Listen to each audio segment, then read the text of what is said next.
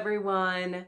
Alrighty, this is a tough topic. This is looking at all of these governmental agencies and places and institutions and things that are supposed to be looking out for us and questioning, what are you doing?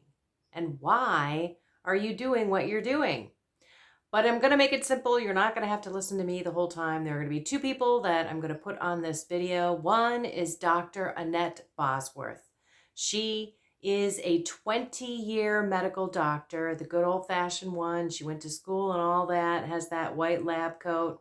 So does Dr. Ken Berry. He also has a lab coat and a stethoscope, and he's trained for about 20 years. They were in practice for that length.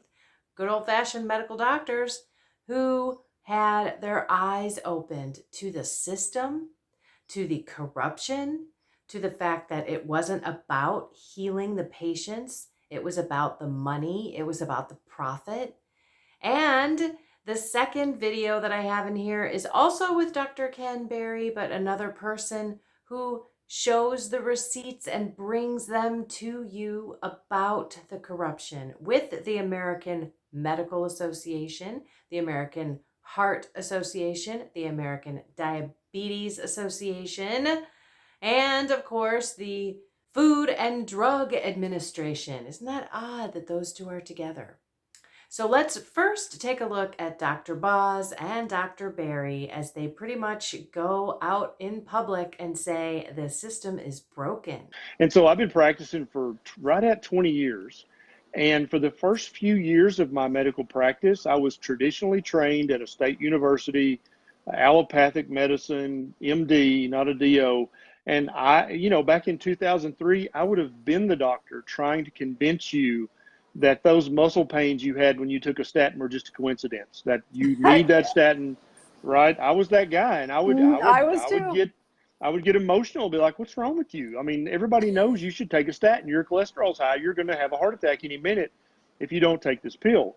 And so only by becoming pre-diabetic and metabolically very ill and morbidly obese myself was I able to say, you know what, maybe I don't know everything about the care and feeding of human animals. And so only when I discovered low carb and then keto and reversed my prediabetes and reversed all of my problems did I say, maybe a pill's not the answer for everything. And I've apologized so many times, Dr. Boz, to my patients who I absolutely harmed in the early years of my practice because I didn't know better. I was ignorant. And the other day I posted something about an ignorant doctor on my Instagram feed, and some lady said, I'm unfollowing you. You shouldn't call doctors ignorant. And I was like, honey, I was one of the ignorant doctors. I get to say that, okay? I'm not being disrespectful. I'm just being honest. And I'm sorry if my Southern honesty offends you, but I used to be one of those ignorant doctors. And so then I started questioning everything like you have, Doc. And I looked at everything. I'm like, okay, so a statin, it's been proven. Let me look at the research on this. And then I'm like, well, God, that study wasn't very convincing. Let me look at this study. Well, that actually showed a negative effect. Let me look at this study. And then the second thing that really triggered me about the statin studies was that in my practice, I would have about a 30% rate of people who could not tolerate statins. About 3 out of 10, and maybe a little more than that, say, I can't take them. They make me feel terrible. I can't think straight. I got no energy. My muscles hurt. My joints hurt. But then in all the published research, it was like 2%. And I was like, how is that possible that all of my patients are crybabies, and all the people in the study, it didn't even bother them at all to take a statin? And so I would try different statins. I would try different dosages, different combinations, and everybody had side effects. And then, I was doing all this reading outside of my medical box. And then I discovered, I can't think of his name, but he wrote the oldest but reliable book about the cholesterol myth. And I read that book, and then I'm like, what the crap? Really? Are you telling me that everything I was taught about this is exactly wrong? And then the more I read, the more I researched, the more I realized, yeah, dude, you did not know what you were talking about. And so that kind of, it woke me up to a lot of things. And then, when one cat gets out of the bag like that, then you start to question all the bags. You're like, well, does red meat really cause gout? is eating lots of fatty meat the reason people get fatty liver? I don't know. Let me go back and look at the research again. So it's really a wake up call, and it's a paradigm shift. It changes how you think about everything. Powerful. I mean, I'll tell you that there's so many parallels in what you just said, where I can remember the almost like counterculture feeling of saying patient has pain, yet I'm going to say out loud that you should keep taking the medicine because the guidelines tell me you should. And every Right. mentor said, you got to push through this. You got to let's go to the water soluble statin. Crestor's water Right. soluble. It's going to be less Right. joint pain. And you're like, I did that. They still had joint pain. Right. This isn't right. Yep. And it's a little, I do think it is that rogue spirit that says, I can't do this. I Yep. cannot do this anymore.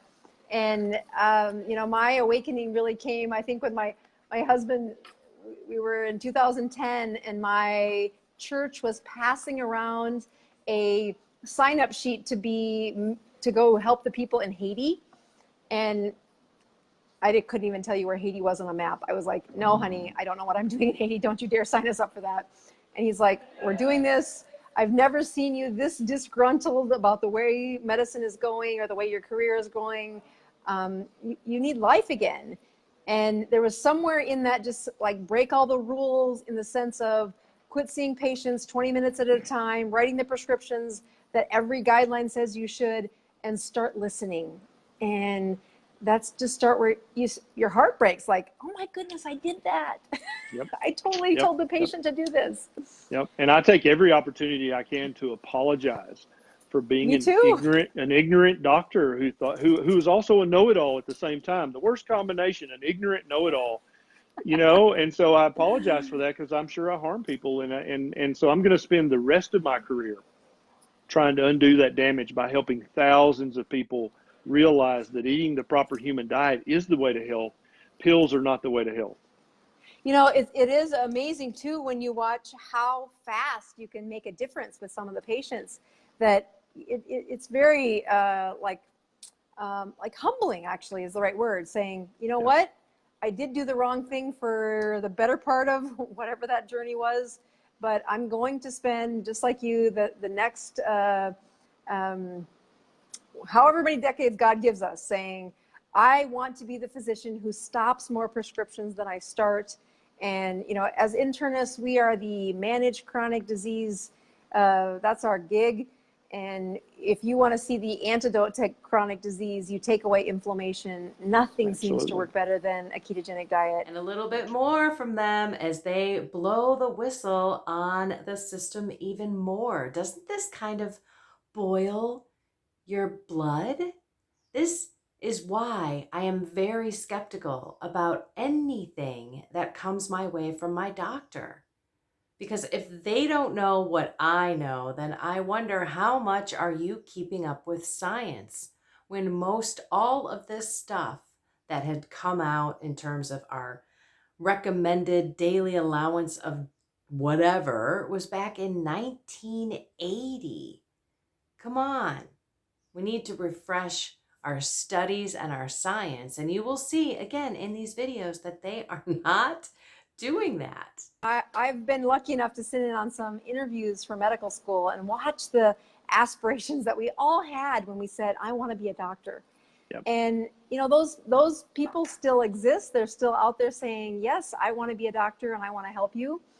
And you look at how much all of us have the spirit of saying, I want to help people. I do not want to harm. That's not just an oath you take. There's really a spirit to those people interviewing to be a doctor. Yep. And when you get to the other side saying, I was doing what I thought was right, and I totally was taught this again and again through guidelines, through I'm following the rules. Heck, there is, performance-based reimbursements that say, if you have X amount of patients with an LDL above 140 on a statin, you're a really good doctor. You're going to get paid a little more.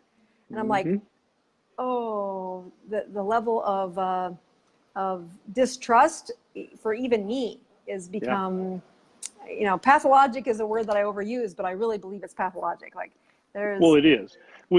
So all the doctors basically have this paradigm of thinking. They believe these things to be true, And at some point, unless you're like Dr. Boz and I, and you just don't mind saying, "Oh, I was wrong," a lot of docs don't like that, and it's very, very hard for them to say, I'm wrong and I hurt people, and that's what it takes for a doctor to turn around and start to move in the right direction, is to admit you're wrong. You had it wrong and you made a mistake, and that's okay, because now you're going to try your best to correct all those mistakes you made in the past. But a lot of doctors don't think that way. Oh, it's absolutely. I feel, in fact, one of the reasons I went to Keto Fest last year is I kept sending people to that podcast to say, you know what, the Medicare gives me like 20 to 40 minutes to talk to you, and you have like 6 prescriptions to refill. We have some other things we have to talk about, but there's this level of education that you need that there is no time in the visit for me to tell you about. Just go listen to these guys. What they're saying is absolutely helpful. And, that was the first connection where I said, okay, there's got to be a better way to teach my patients how to improve their health. And Absolutely. Mm-hmm. And this last video is Dr. Barry, who is having someone on, basically showing, our children are being fed so poorly. But it's all about the money, everyone. It's all about the lobbyists. And they are not using science. So our children are being set up for failure. And in some cases, this is the only nutrition that these kids get. So very sad. So you're going to have to watch the whole video for that, because the clip that I actually included in this video is all about the American Heart Association, the American Diabetic Association, and the articles against keto, which are not based in science and are absolutely about the partnership and about how many people are tied to the USDA and the Food and Drug Administration. It's sickening, as a matter of fact. So here you go. Let's transition now, Nina. Let's talk about, I'm sure everybody's seen the latest attack on the ketogenic diet. And I want you to take this and run with it and tell us what we need to know about this. Yeah, so I'm writing a column called Unsettled Science on a platform called Substack. And yes, since January, so the first 6 months of this year, I noticed, several waves of anti-keto headlines, mainly saying they cause heart disease, they might cause a heart attack, and dozens of them in news outlets like CNN and Forbes and Good Morning America. I mean, not small news outlets. And so I decided to really look into these, what was causing these episodes. The first one was, of course, the U.S. News and World Report, their annual diet issue, which always tanks keto. And I won't go all into that, but they basically have they're completely unhinged from the actual science. And if you look at 4 of their top ranking diets, they've never even been tested in a single clinical trial. I mean, they really just have no relationship to the science. But I think more concerning were the next 2 set of headlines. Okay, one came out of the American College of Cardiology, which I'm just going to call the ACC. And this is the second one that came out of the American Heart Association. So let's take the American Heart Association first, because that's the most recent one. There were all these headlines like the one you just saw in the Washington Post saying, keto diet concerns it causes heart attack. Well, if you look at this, the American Heart Association statement, it's a scientific statement that they published a couple weeks ago. They don't actually analyze the heart disease outcomes of any diet. They looked at a number of popular diets, and their criteria were, how close was that diet to the American Heart Association diet? How much were you like us? It was like a purity test. Stand up and say you're like the American Heart Association diet. And that was the only criteria that they used. And according to them, then the dietary DASH, what's known as DASH, it's a low sodium diet, that was the number 1 ranked popular diet, because that is the American Heart Association's own diet. So, at the bottom of the list, predictably, were keto and paleo and low carb, because they're unlike the American Heart Association diet. But that was not in any way an examination of the actual evidence. What happened was, in the course of this paper, they took the opportunity to just throw in some non-systematic, just kind of random observations about negative effects that have been seen of low carb diets. But things that are just like old critiques of it. Oh, the keto flu, and you might experience nausea, and you'll see maybe a rise in LDL, discounting the fact that there are all these other improvements that you see, in the study, the largest study, reversing type 2 diabetes using a ketogenic diet. 23 out of 26 cardiovascular risk factors all improved at 1 year on the keto diet. And something called the ASCVD score, which is the American Heart Association's own cardiovascular risk score, decreased by 12% in this trial that was at 1 year. So really big improvements. Almost every marker is going in the right direction for heart disease and keto. That was all ignored. And let's just reiterate, that was with the ketogenic diet, not with the DASH diet. This is all ketogenic diet I'm talking about. I'm sorry. Yeah. So the DASH diet, I looked into it a few years ago, and the research supporting the DASH diet, and most people don't realize this. They think, oh no, if the AHA, if they recommend a diet, that must have been just scrutinized, and there must be reams and reams and decades of research. And basically all the DASH diet does, it's a low sodium, super low sodium, super low saturated fat diet. And the outcome was that it lowers your systolic blood pressure 4 to 5 points, and it lowers your diastolic number by 1 to 2 points. It literally does virtually nothing. And so the confidence interval there, I bet, was tiny. But it's going to basically, if you take a deep breath, you can lower your blood pressure more than eating the DASH diet. And based on that research alone, that has become the AHA recommended diet. And it never has been shown to reverse the markers of cardiovascular disease like the ketogenic diet has been shown to do. Right. And the DASH diet was only studied on about 1,200 people in experiments lasting no more than 6 months. So when you hear, oh, we have no long-term data on the ketogenic diet and we can't trust it, the DASH diet, which is the American Heart Association didn't just endorse it, it developed it. That diet has only been studied for 6 months or less, and only in middle-aged hypertensive patients, so patients who already have hypertension, and only in middle-aged people. So to recommend this to a general population is just not warranted, right? Right. But anyway, that's the gold standard against which they're analyzing other diets. And again, they're not actually analyzing the cardiovascular outcomes. They're simply saying DASH is best. How close are you to DASH? And that's it. Yep.